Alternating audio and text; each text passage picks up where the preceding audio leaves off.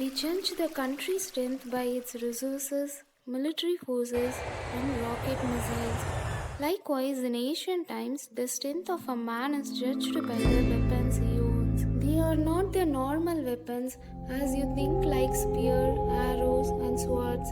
They used modern weapons like rocket missiles and etc.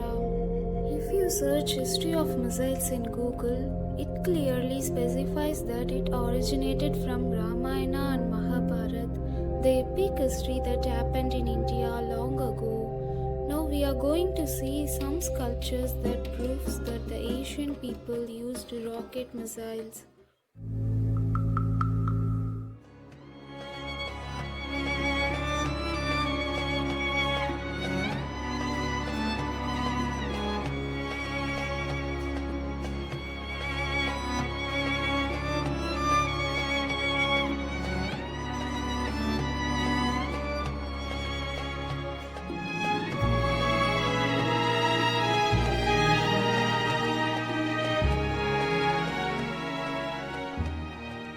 A man called Arjun is one of the important characters in the epic Indian history of Mahabharata. He is a specialist in archery. But if you believe that I say he doesn't use normal bow and arrows, instead he used missiles and launches? Yes, he used arrows and bows called Dhanush and Astras. You can see the sculpture of Arjun at Karnataka Hoysaleshwara temple in India. Look at the astra meaning arrow that he is releasing. It looks same exactly as the modern day missiles. The sculpture specifies the scene in Mahabharata when Arjun came to marry Draupadi, who was a princess of Panchala, which was the Asian kingdom in northern India. Drupada, the father of Draupadi, arranged a competition according to her marriage that who can aim the fish high by seeing its reflection down below in the water, which is roaming in the far sky by the given arrows, can marry Draupadi. If the fish is roaming in the normal height, any of the prince who came to marry Draupadi can easily aim the fish high, but none of them aimed it instead of Arjun.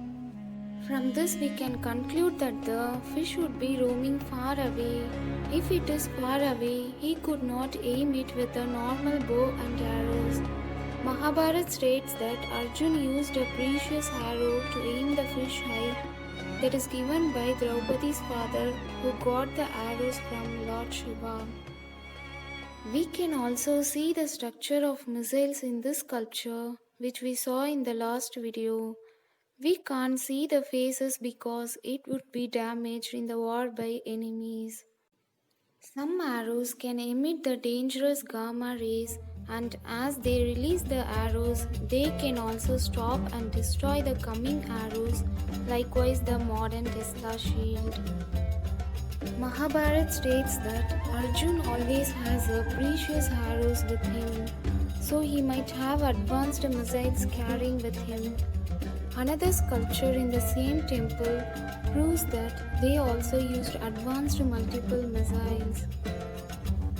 Here Arjun fights with a king called Karna and another important character in Mahabharata. Here they release one arrow and it will convert into multiple arrows, and you can see that clearly in the carving.